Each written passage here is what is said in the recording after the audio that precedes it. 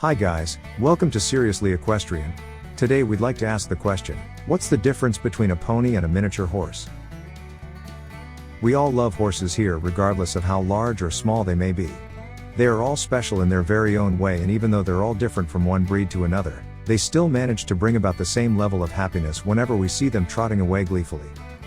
But while we can all tell the difference between a massive Arabian stallion and a small pony, what many people don't realize is that they may have actually confused the little pony for a miniature horse instead.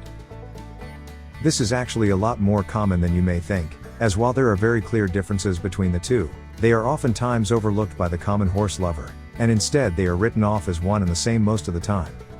In order to get to the bottom of this and actually answer the question on what are the differences between the two, we have decided to bring you this article. Besides the obvious set of answers that we have also brought about a few extra trivia fun facts about them that you are sure to love hearing about. So, let's not waste any more of your time and instead just hop right into a quick description of what a pony and a miniature horse are, and more specifically on what separates the two to begin with. What is a pony? The saddest part about ponies is not the fact that they are very easily recognizable, but that there are well over 350 breeds of horses and ponies around the world, and only a handful of people actually know how to differentiate between every one of them. To put it bluntly though, ponies are pretty much considered to be the small horse category that you can find in most beauty shows out there, as even the largest adult will not be any taller than 15 hands or 58 inches in total. As far as the general breeds are concerned, you can find Shetlands, Exmoor, Hackneys and even Fell ponies most everywhere you look. According to the actual Merriam-Webster dictionary, a pony is just a small horse that is particularly stocky and small while also being quite endurant and gentle with any living creature. But what this description doesn't mention is the fact that ponies are not always that stocky, and more specifically they are not always the gentlest of creatures. Take the Gallicino pony for example. It is the complete opposite of what the dictionary would refer to as a pony, thanks to its smooth and light coat and rather bad disposition. Ponies have been around for a very long time though. They've been around the US since the 1600s in fact, and the main reason as to why they do have such thick coats is definitely the fact that they had to live in cold climates, that would have easily led to them freezing to death if they had not adapted.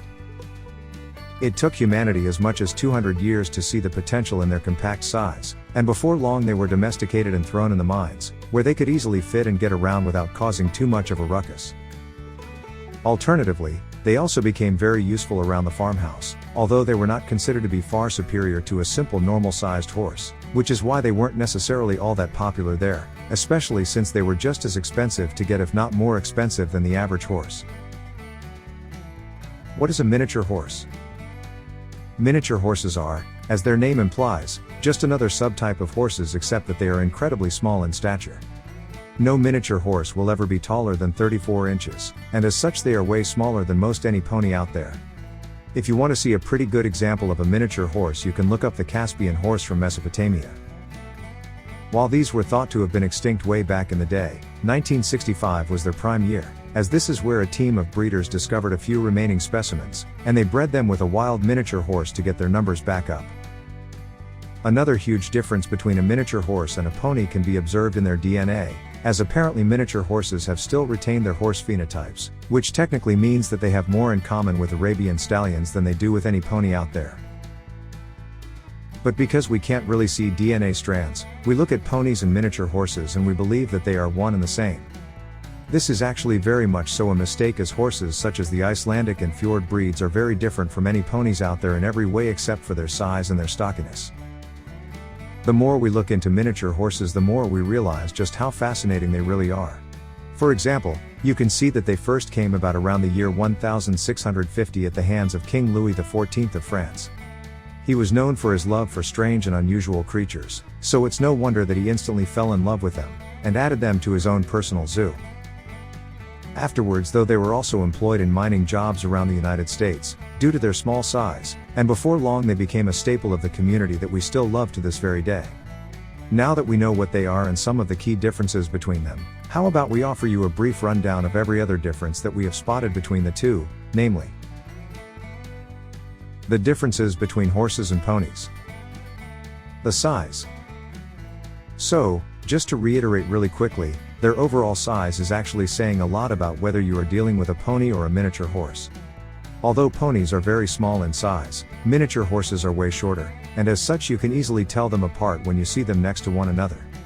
For the most part, ponies will not be any taller than 14.2 hands or 57 inches in total, while miniature horses will be as short as 34 inches at their peak. The body composition. Body-wise, even though they may seem similar from the outside, you can actually easily tell the difference between the two by just checking out their builds. Ponies are just small and stocky, while miniature horses are a lot more muscular, and overall they are a lot slimmer than ponies. They also have longer necks and are known to be a lot finer looking, due to their coats being less rugged than the ponies. As such, you will see miniature horses a lot more often in beauty shows than you will ever see ponies, as they are a lot classier and cute while ponies are more rugged and wild looking. The lifespan. In case you didn't know by now, miniature horses actually live a lot longer than ponies, simply because they were used to living in extremely harsh conditions in the wild, and they've evolved to be able to take on the passage of time. As such, miniature horses can live for as long as 30 years in total, while ponies struggle to get past the 23rd to 25th year of their lifespan. The uses. We know that they were both used at the same time for mining purposes, but what we didn't mention is the fact that because of their toughness, ponies were used a lot more for mining than miniature horses. Instead, miniature horses ended up being used to give rides to children and beginners, and because of how delicate they turned out to be, they ended up as the perfect pets for rich families in the 1900s and even to this day. Ponies though were still used for mining jobs, although they also became useful when it came to labor, and more specifically ranches and farms. Since they are broader than miniature horses and more resistant against harsh native climates, it didn't take them long before farmers started to get them to help around the farm. If you are a beginner though and you want to get a small horse to get used to riding them, or if you want a small horse for your child, you may want to learn how to differentiate between the two, as miniature horses will definitely prove to be a better fit for you in that case. So, while there are definitely a lot of similarities between miniature horses and ponies, we can safely say that there are also a lot of differences that you can now spot right off the bat to be able to tell them apart. Regardless of which you have or which one you end up getting, remember to give them lots of love and affection as they really deserve it, no matter what species they are to begin with.